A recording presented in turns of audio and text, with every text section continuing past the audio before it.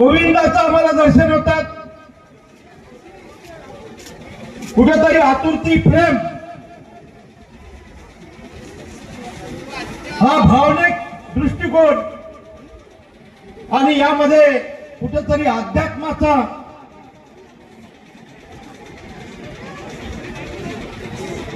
असाही संकल्प आमच्या प्रेक्षकाच्या माध्यमातून निर्माण होतो आहे। उपेंद्रजी, या अगोदर कधीच आम्हाला त्रास झाला नाही, हे पहिल्यांदा झाला, पहिल्यांदा।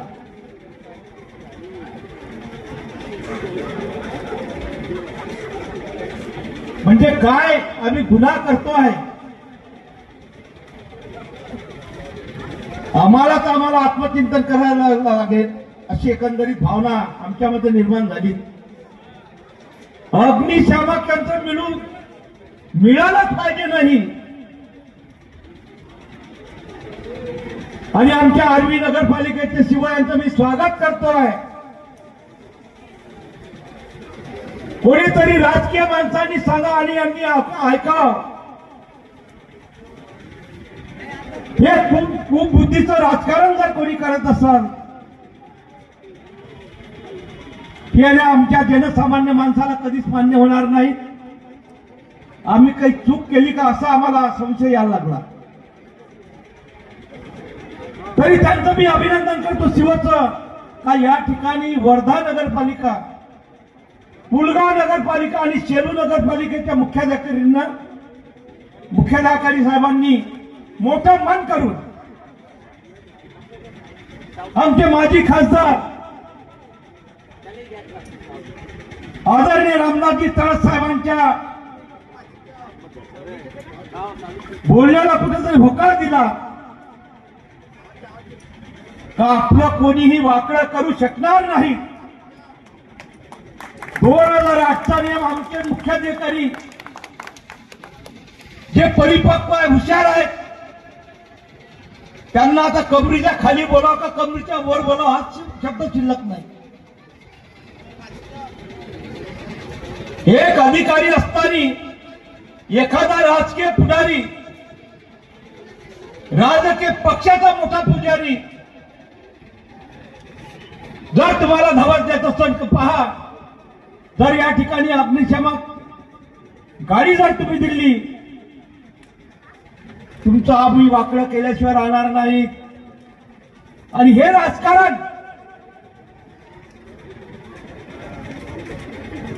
या मतदारसंघामध्ये सुरू झालं। याच्या अगोदर आम्ही गंध राजकारण कधी पाहिलं नाही।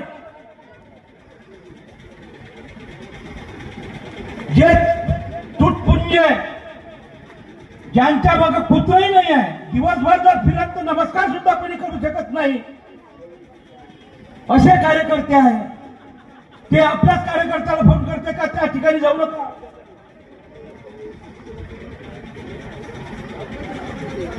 शिवला धावसा देतात, त्या ठिकाणी जर तुम्ही गाडी दिली, तुम्ही तुमचं गाठोडं बांधून ठेवा। दादाराव केचे 1982-83 पासून पक्षाचं राजकारण करते आहे। या भागामध्ये कोणीही गावात कोणताही कार्यकर्ता नव्हता, सर्व कार्यकर्त्यांना सोबत घेऊन एक एक गाव, एक एक कार्यकर्ता निर्माण केला। आज मोठी ताकद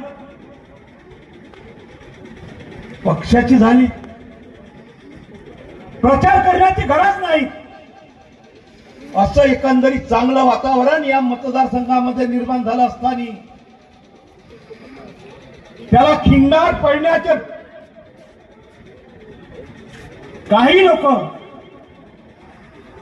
ज्यांच्या मागे कोणतीही शक्ती नाही, 5 कार्यकर्ते पक्षामध्ये आणायची ताकद नाही, केवळ मला पैसे मिळाले पाहिजे, माझं भलं झालं पाहिजे, एवढ्याच भावनेतून एक एक कार्यकर्ता पक्षापासून दूर जाताना आम्ही पाहतोय। भविष्यामध्ये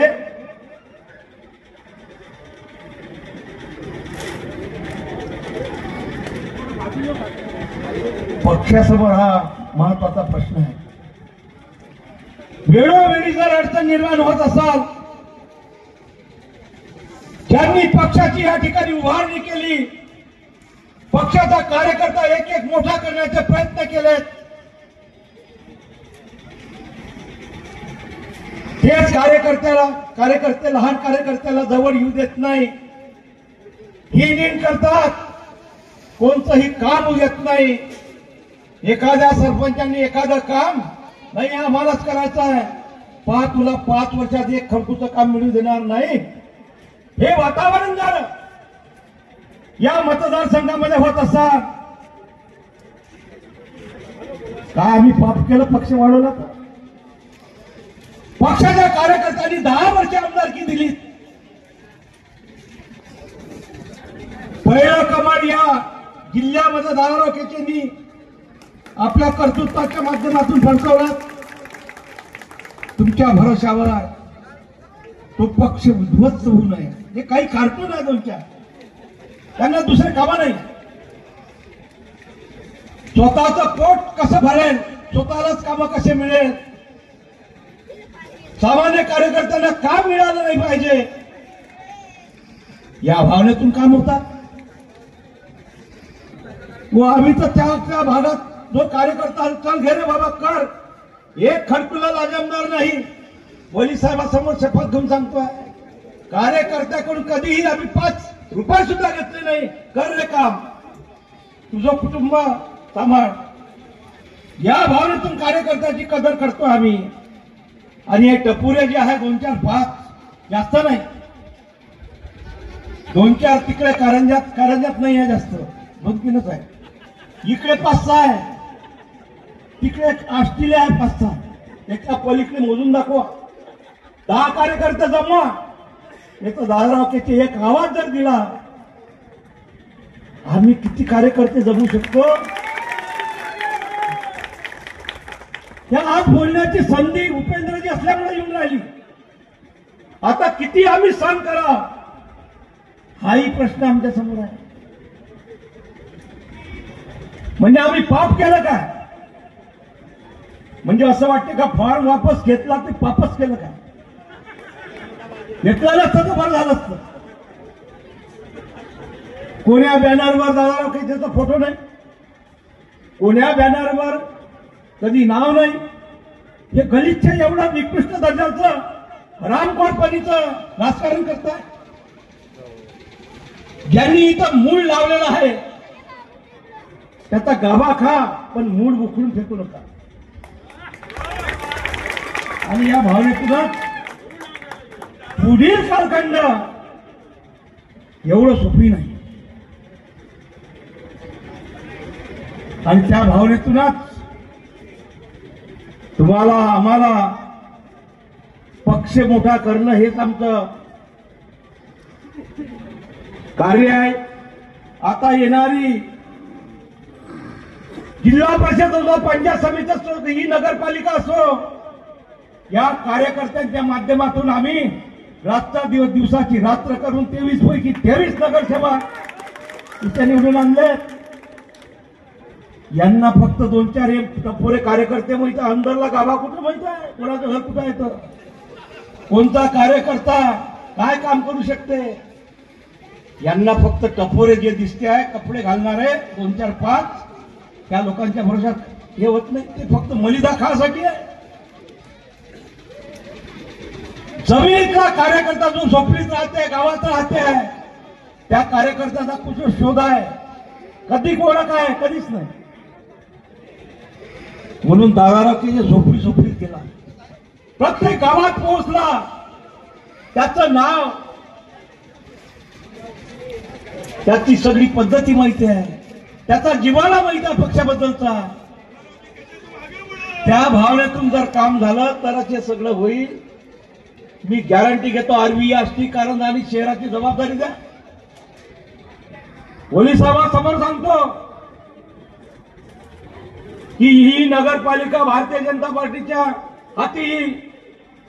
जे मागचं आरवी आष्टी कारंजाचं चित्र आहे, विधान जिल्हा परिषद पंचायत समिती, तिन्ही पंचायत समितीवर झेंडा, भारतीय जनता पार्टीचा लगान, हे आश्वासन उपेंद्रजी साहेब तुम्हाला देतो. नाही तर टपोरे जे आहेत केवळ पैसे कमावण्यासाठी आहे, याच्या मागे कोणी नाही आहे.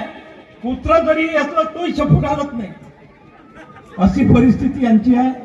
आणि त्या भावनेतूनच हा आमचा कार्यकर्ता स्वस्थ बसणार नाही. त्या भावनेतूनच पक्ष मोठा झाला पाहिजे, पक्षाची गतिमान अधिक कशी जोशपूर्ण वातावरणामध्ये निर्माण होईल, या भावनेतून आमचा हा कार्यकर्ता काम करेल. आपण एक संघटन मंत्री विदर्भाचं तुमच्याकडे सर्व काम आहे, या सर्व गोष्टीचा विचार करून आमची जी व्यथा आहे हे कधी आम्ही पाहिलं नाही. आम्ही प्रत्येक कार्यक्रम असेल, प्रत्येक उद्घाटन असेल, आम्ही नाव टाकतो. उद्घाटनाचे पत्रक असेल त्यावर नाव घेतो आम्ही. पेपरला जाहिरात द्यायची असेल त्याच्यावरही आमचं नाव आम्ही नाव घेतो आणि फोटो सुद्धा टाकतो. आहे हे बेमनशाही कुठं कशी काय सुरू झाली? हा कार्यक्रम दादाराव केचेंनी घेतला, आम्ही दरवर्षी घेतो, तुम्ही आता आले. आणि म्हणून तो कार्यक्रम अग्निशामक यंत्र मिळू नये, अँब्युलन्स मिळू नये, कोणीही कार्यक्रमाला जाऊ नये, ही उत्कृष्ट प्रवृत्तीची भावना जर अशीच असेल त्याचा नायनाट होण्यासाठी वेळ लागणार नाही. आणि त्या भावनेतूनच आपण थोडी समाज हे टपोरे कार्यकर्त्यांच्या माध्यमातून जर राजकारण होत असाल, जे कधी दादाराव केचेच्या प्रयत्नाशिवाय निवडून आले नाहीत, ज्यांना आम्ही मोठा केला तेच आमच्या छाताड्यावर बसले.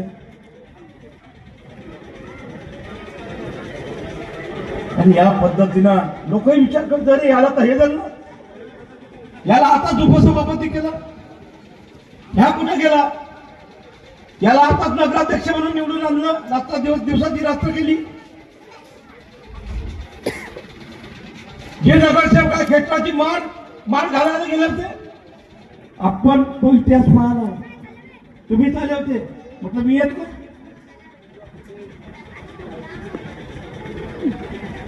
ही परिस्थिती जे नगरसेवक असेल ती पाहता यावेळेस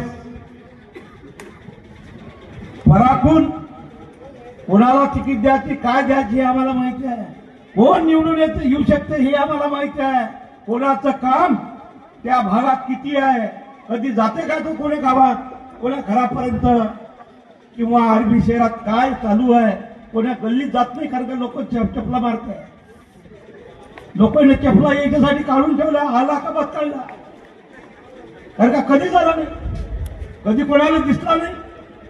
हे जे काम आरबी असते का केवळ दादाराव केचेचे काम आहे, इतरत्र कोणाचीही कामं नाही. दादाराव केचेनं गावामध्ये विकास केला आहे, म्हणून तुम्ही 10 वर्ष मला निवडून दिला आहे. यावर्षी तर मला फिरायची गरज नव्हती हो, एवढं काम केलं. गावागावात घराघरात घुसलो आम्ही, एकही मंदिर ठेवलं नाही, एकही मस्जिद ठेवली नाही, एकही बौद्ध विहार ठेवलं नाही.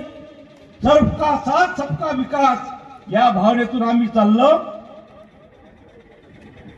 आणि उलटी गंगा वाहायला लागले. की उलटी गंगा किती दिवस चालणार याचं संशोधन करण्याची आज गरज आहे.